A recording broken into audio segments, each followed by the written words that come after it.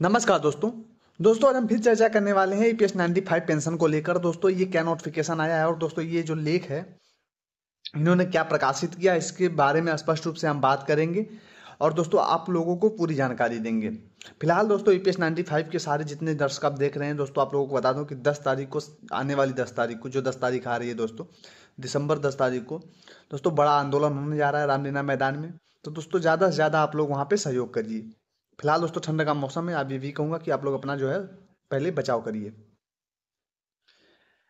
तो चलिए दोस्तों वीडियो शुरू कर लेते हैं। ईपीएस 95 पेंशन योजनाओं के अंतर्गत पेंशन प्राप्त कर रहे पेंशन भोगी वर्षों से अपनी बुनियादी समस्याओं और उचित पेंशन वृद्धि की मांग कर रहे हैं। इन पेंशनों की हालत अत्यधिक कठिन हो चुकी है क्योंकि सरकार द्वारा निर्धारित पेंशन राशि जो है अत्यंत न्यूनतम है, जो जीवन यापन के लिए अपर्याप्त है। इस संदर्भ में राष्ट्रीय संघर्ष समिति एनएससी के माननीय सांसदों ने अपनी चीज जो मांग है उसको लेकर सदन में उठाने और पेंशन भोगियों के कल्याण के लिए ठोस कदम उठाने की जो है अपील की है।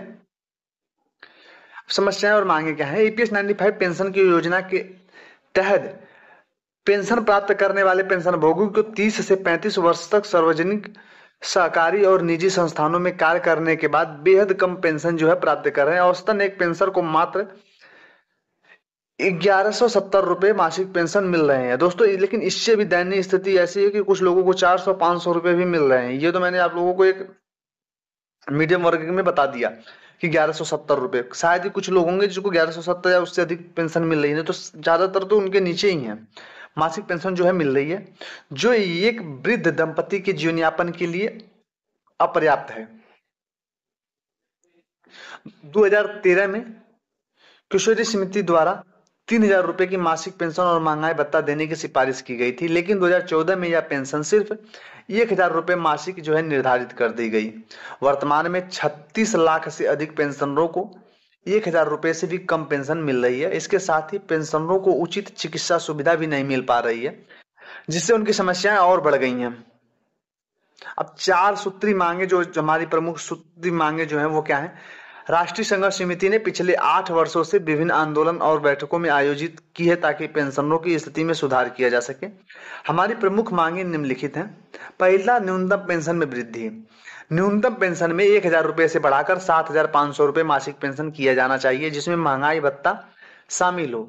यह मांग किशोरी समिति की सिफारिशों के अनुरूप है, जो 10 वर्षों में बढ़ी हुई महंगाई को ध्यान में रखते हुए की गई है।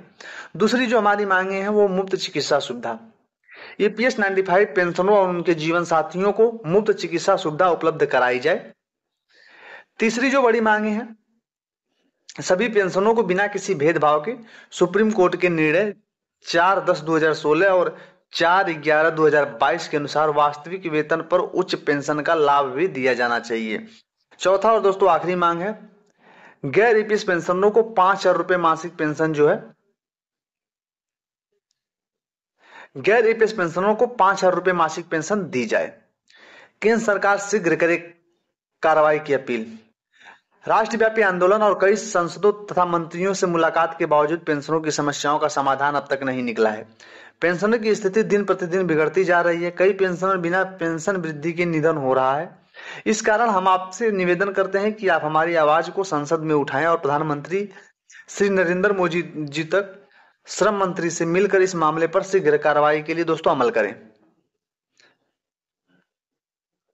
हम विश्वास करते हैं यदि माननीय सांसद और श्रम मंत्री पेंशनरों की समस्याओं को गंभीरता से लेते हैं तो निश्चित रूप से पेंशनरों की स्थिति में सुधार होगा और उनका जीवन यापन कुछ हद तक सहज हो सकेगा। हम आपके सहयोग के लिए आभारी रहेंगे और आशा करते हैं कि आप इस महत्वपूर्ण मुद्दे पर कार्रवाई करेंगे ताकि पेंशनरों को आंदोलन की जो है आवश्यकता ना पड़े। फिलहाल दोस्तों आपकी जानकारी के लिए बता दूं कि हम लोग जो आंदोलन है हमारे